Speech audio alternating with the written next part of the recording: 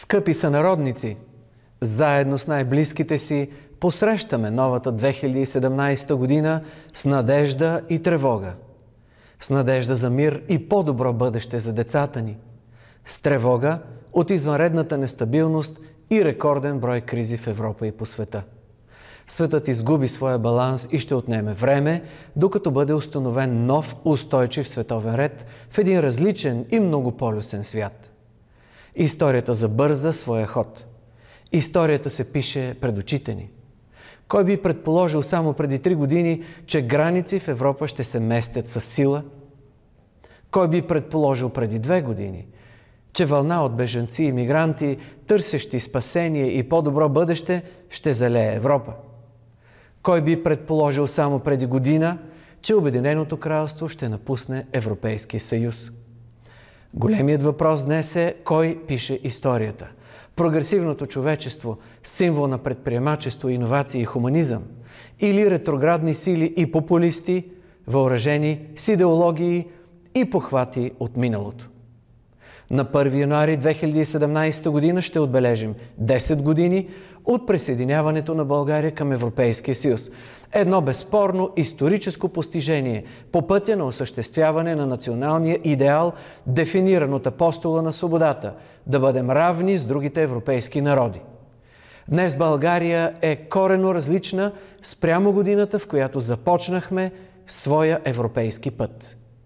От тогава до сега нашият брутен национален продукт се утрои. Парите за образование, за пенсии и социални политики също са 3 пъти повече. Инвестициите в инфраструктура и енергийна ефективност, в екология и земеделие, в иновации и предприемачество се умножиха многократно. Благодарение на европейската солидарност, България се модернизира и променя за добро. Никога досега българите не са били толкова свободни и интегрирани с демократична Европа. Трябва да продължим да пишем историята на силна България в силен Европейски съюз. Да стартираме нови проекти за интеграция, да гледаме напред, а не назад. Копнежът по минало величие или желанието за силната ръка на лидер, който ще ни донесе просперитет, не са решени. Решението е в силните институции, които гарантират справедливост и правила за всички. Решението е в съзнателните усилия на всеки един от нас да подобрява и надгражда, а не да разваля.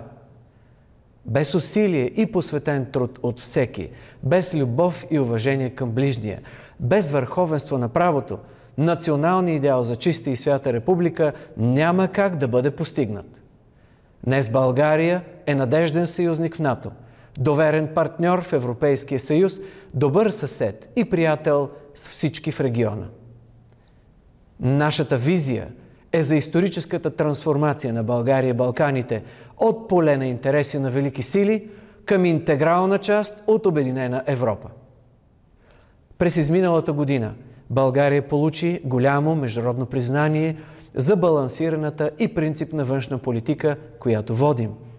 Посрещнахме президентите на 10 държави членки от Европейския съюз, с които заедно търсихме решения за бъдещето на Балканите и Европа.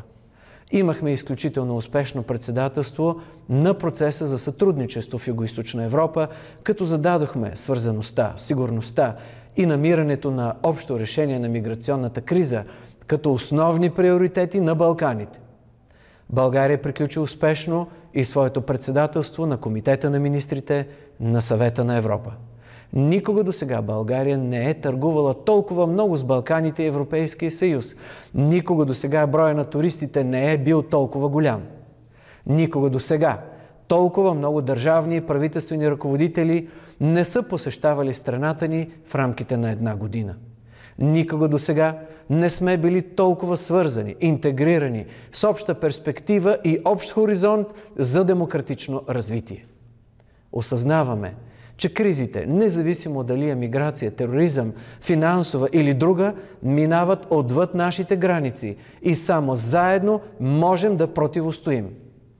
Само заедно можем да гарантираме своята сигурност и енергийна независимост. Само заедно представляваме и пазар достатъчно голям за стратегически инвеститори и фабрики на бъдещето. Само заедно можем да бъдем фактор на глобалната сцена. Затова всеки, който тръгне да изолира България в тясно националните граници и работи за слаб и разделен Европейски съюз или позиционира България като нестабилен, пасивен и проблемен член в периферията на Съюза, не работи за постигането на националния идеал. Нека вървим по избрания от будителите и възрожденците път към Европа достойно, с високо вдигната глава. Скъпи сънародници, щастието и демокрацията не са крайна спирка. Те са начин на пътуване. Човешките права и свободи не се инсталират, те се спазват. Върховенството на правото се отстоява ежедневно и от всеки. Залисваме се по силни лидери и популисти. Силата обаче е нетрайна, докато мъдростта и добрината са непреходни. Добре е да дадем път на политиците с морал и достоинство, които отстояват принципни позиции и общочовешки ценности. Относно доходи и инфраструктура, нека се почувстваме като европейци, но и да действаме като европейци, като подкрепим европейските ценности за мир, човешки права и свободи и върховенство на правото. Да добавим стойност, като помогнем на нашето европейско семейство, което днес е в беда.